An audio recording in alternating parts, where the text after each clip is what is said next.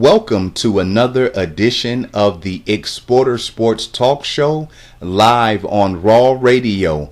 I am your host, the NFL Exporter, and I'd like to thank everyone for joining me once again this evening. You already know each and every Wednesday night you want to make sure to tune in to Raw Radio, 6 p.m. Eastern Standard Time, as we give you the latest news and updates going on around the NFL and fantasy football, as well as anything that's trending going on in the sports world as a whole.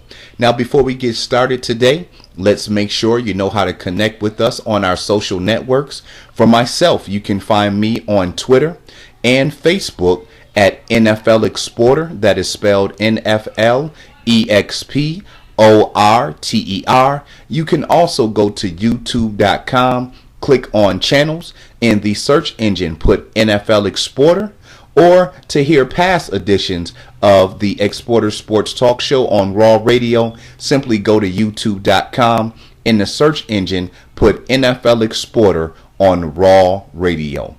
Now, to connect with Raw Radio, you want to hit them up on Twitter at Raw Radio 1, also on Facebook at Raw Radio 1. And then we would love for you to be a part of the show. The call-in number is 716-249-0552, or you can use the email address, which is T as in Tom, E as in Edward, SS like Sam Scissors at rawradio1.com. Now, to get into our first segment, and what a relief that it is. You know, the past couple weeks, we haven't been able to get straight into football. We've been having to deal with the Ray Rice domestic violence case. We've been dealing with other issues going on with domestic violence issues. We've been having to deal with the Adrian Peterson child abuse case. We've been dealing with the NFL and Players Association, trying to get everything hashed out with the new drug policy. We've had Jerry Jones having a young lady file a lawsuit against him for basically groping and forceful sexual contact. We've had the NFL offices under a lot of duress for mishandling the Ray Rice case.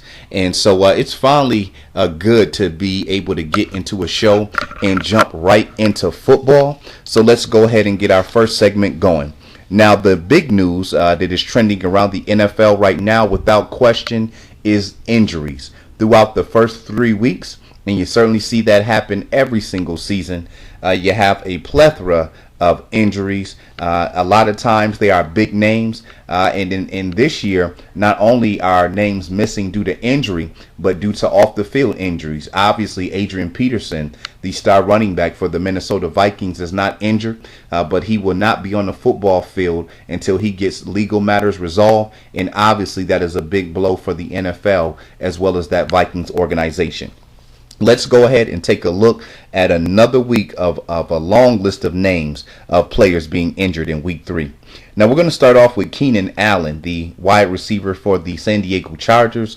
Was the only wide receiver last year to have over 1,000 yards receiving. Came into this year certainly looking to be the number one passing option for Phillip Rivers and the Chargers, but he's been hampered by a hamstring injury. Really hasn't put out any meaningful production. 55 yards receiving has been his best outing in the first 3 games, and so you know how those hamstrings are.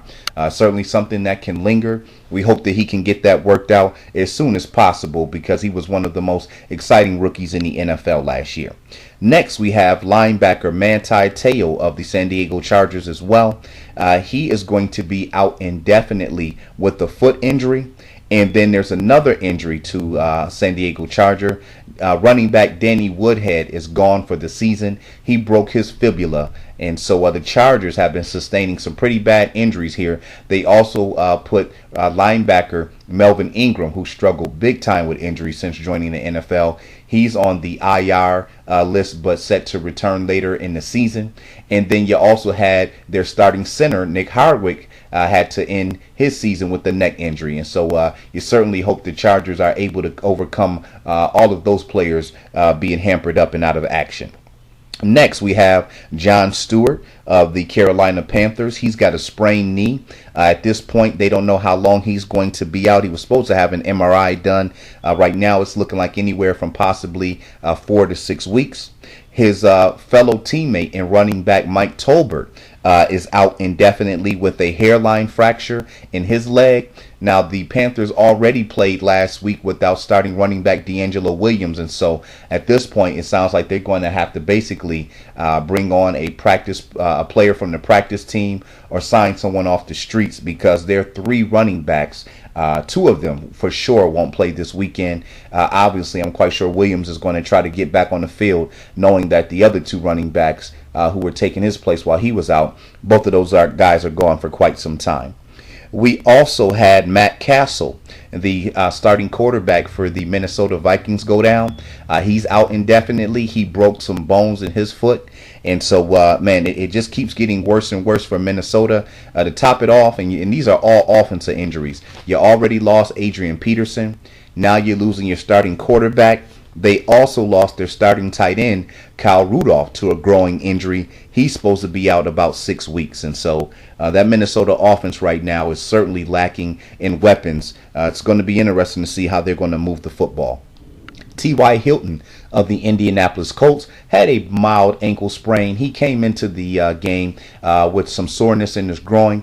All indications point to he should be just fine. They expect him to be on a football field this upcoming weekend versus Tennessee, but you certainly want to keep your eyes on that one. Dennis Pitta, man, you got to feel bad for him. He dislocated his hip. It is the same hip that he dislocated and ended his season last year. And so when you have back-to-back years dislocating the same hip, it doesn't look very good for him. His career very well may be over, and that's a shame because he was a very talented player and a big part of that Ravens offense. He actually stayed the night in Cleveland last week after the game to get some further tests done on that. So our prayers certainly go out to him. We have the Eagles continuing to lose linemen. They already started the season, the first 2 games, without Lane Johnson, their starting tackle, who was out with that getting caught violating the performance enhancement drug policy. Obviously, that has been lifted now, and so he was able to return to action, but they lost the tackle who was replacing him for the season. They also lost Pro Bowl guard Evan Mathis. He's going to be back sometime towards the end of the year. They place him on the IR, but to return this season list. Now they're losing their starting center, Jason Kels. He's going to have sports hernia surgery. He's out 4 to 8 weeks. And so when you lose that many linemen, that's going to be interesting to see if the Eagles running game is going to continue to do well as how Nick Foles is going to be able to hold up in pass protection. Next, we have D'Angelo Hall, defensive back for the Washington Redskins. He tore his Achilles tendon. You already know when the Achilles is involved that you're pretty much done for the year. That's certainly the case for Hall. We certainly hope that he can get back on the football field next year. This Washington Redskins defense was not particularly the best in the NFL, especially last year. They ranked pretty much last, gave up a ton of yards this past Sunday against the Eagles, and so they're going to have to find somebody to replace him. Clay Matthews continues to battle lingering injuries. He came into the game this past Sunday against Detroit with a sore groin, was not able to go, said it just didn't feel right at game time, so they're going to continue to evaluate him on a week-to-week basis. I tell you, Clay Matthews, when he came in as a rookie and in his second year, was certainly one of the most dominant players in the NFL, but over the last 3 seasons, this guy has really proven to be injury-prone, just unable to stay on the football field. The Pittsburgh Steelers suffered some huge losses. Now, we know that defense already was struggling through its first 2 games, giving up over 150 rushing yards in both of those. Players just getting older, trying to blend in a lot of new faces. Finally, when they were able to have some success, they beat the Panthers on Thursday Night Football 37-19. Now they're going to be without 3 of their starters, and all of these injuries seem like they're going to be for an extensive amount of time. We'll start with defensive back Ike Taylor. Broke his forearm. He's going to be out indefinitely. Rookie linebacker Ryan Shazier, who was playing really well, he has a sprained MCL. He was supposed to get an MRI on that yesterday. Was not able to really come up with a timetable, so they've got him listed indefinitely. And then outside linebacker Jarvis Jones has to have wrist surgery. He's going to be out for an extensive period of time as well. And so, man, that Pittsburgh's defense certainly has its work cut out for it. You also had Brandon Marshall was unable to really do anything in the Monday Night Football game against the Jets. He came into that game battling knee and ankle injuries, re-injured those in the game against the Jets, so we're certainly going to keep our eyes on him. He's a warrior. I'm quite sure he'll suit up, but at some point Chicago may decide to try to rest him for a game or so just to get him back at full strength. And then the biggest injury that came from this week is Steven Tulloch, the linebacker for the Detroit Lions. Actually hurt himself after sacking Aaron Rodgers, the quarterback for the Green Bay Packers, during his celebration. He jumped up in the air, and when he landed, came down awkward, ended up tearing his ACL, and so he is done for the season. That is a huge loss. Him and DeAndre Levy certainly were two of the best linebackers in the NFL as far as an overall unit, and so Tulloch is a huge loss. Detroit is going to have to find a way to make up for him. Also, the other big news coming out of this week, the Detroit Lions decided to release their starting kicker, rookie Nick Freese. Freese was only 3 out of 7 making field goals this year. Certainly not good enough. They let go of him. They brought in veteran Alex Henry, who was with the Philadelphia Eagles last year. You also have a couple rookie quarterbacks who are going to be starting moving forward. Blake Bortles for the Jacksonville Jaguars. The Jaguars were trying to protect him. I didn't want to throw him into the fire being a rookie, but after being blown out in 3 straight games, the writing is on the wall. You might as well put him in the game.